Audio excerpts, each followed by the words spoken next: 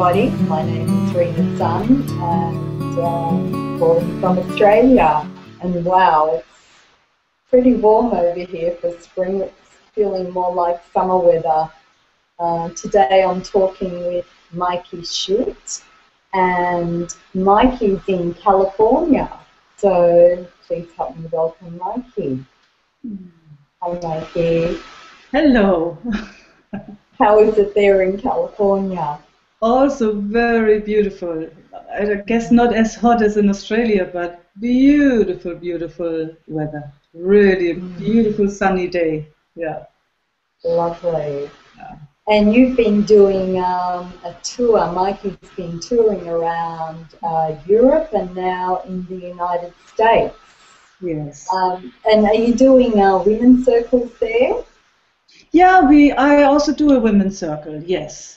I will do one in Santa Cruz, actually together with a friend of mine, freshness. So we will have a meeting together with, I guess, her Sangha. Some friends of hers will come, and the people I don't know yet. It's really interesting when we go to satsangs or circles. It appears apparent that many of us believe in our anxiety, or many of us believe in peace. You know, like some of us go there because we think we want to get relief. But, you know, the bottom line is attention seems to be focused on what is missing. It sort of seems to be a real snare. Why do we always think something is missing? That's a very good question. You know, why do we think at all, huh?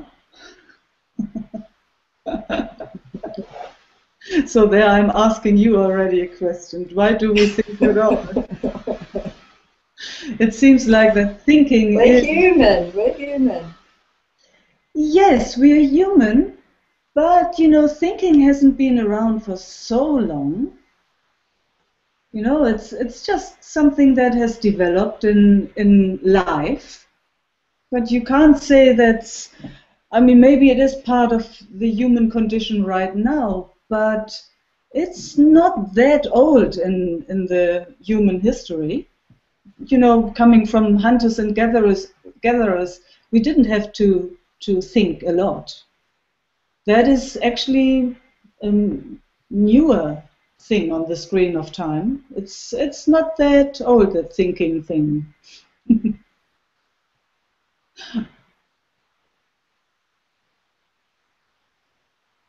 And thinking itself is actually also a beautiful tool. You know, just if you see when we become creative, you know, to know where to put things and how to build and how to create and make plans and counting, all those things. For that, thinking is really, really a good tool, I would say. What happened in those maybe last, I don't know how many centuries or hundreds of years, I'm not really sure about that, but I can say for the last period of time since my system is in this world, stress has come into the system big time, big time. And with that stress pattern happening, what I can see is that thinking has evolved also strongly. So the more stress there is in the system, the more thinking is going on, and not that creative kind of thinking, but a confused kind of thinking. Okay.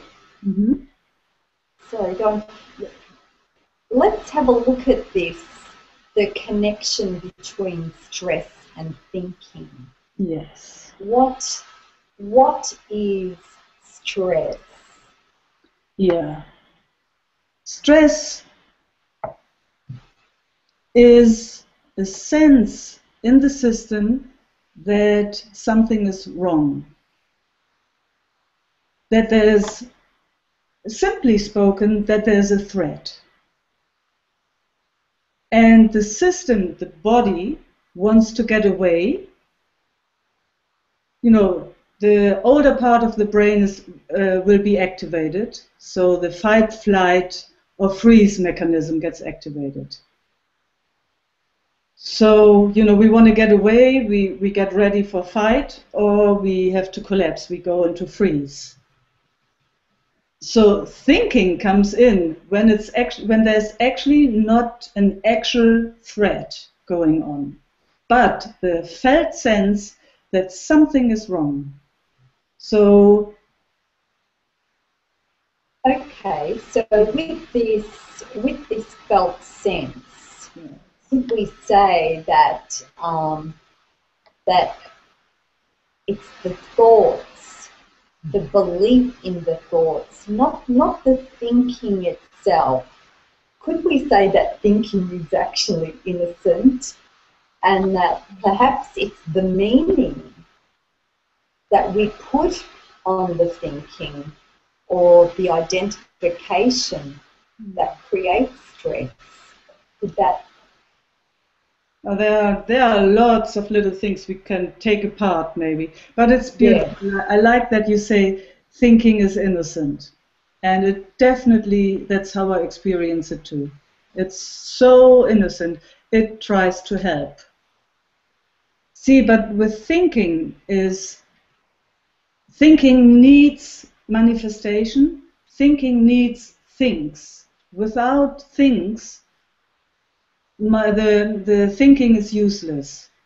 So what happens, what I can see is that when there are sensations are no things.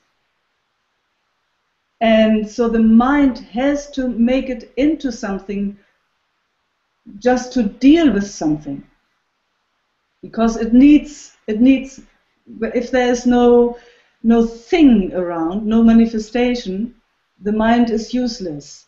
So sensations are actually no things, isn't it? It's not if there's a feeling or an emotion or a felt sense, you can't grasp it. It's nothing to hold on to.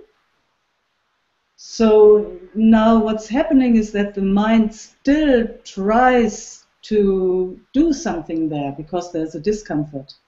And it's not possible. And what's happening now is it gets into a spin. So it tries to put it onto something. It's like, oh, there's a sensation, so it's my relationship, it's my job, it's my partner, it's my house, it's my circumstances. It jumps from one to the other and tries to solve. Yes. Comes up with lots of reasons. So many ideas. Yes. Yeah. So, yeah, please continue. And it's not possible for the mind to solve that because emotions, sensations, feelings are no things. So the mind is useless for that. But what can assist if there are sensations, discomfort, or whatever's going on, is pure presence. Just presence, without even naming, without even labeling, without doing anything. Okay, so sensations are not always contracting. So we could say that stress is a contraction. Yeah, stress. Stress is like a contraction in the body. You know when your body's contracted. Yeah. Right? Yes, we could maybe say it. Say that. And so contractions, I don't know, usually when I have contractions, there's some story going on over there. Yeah.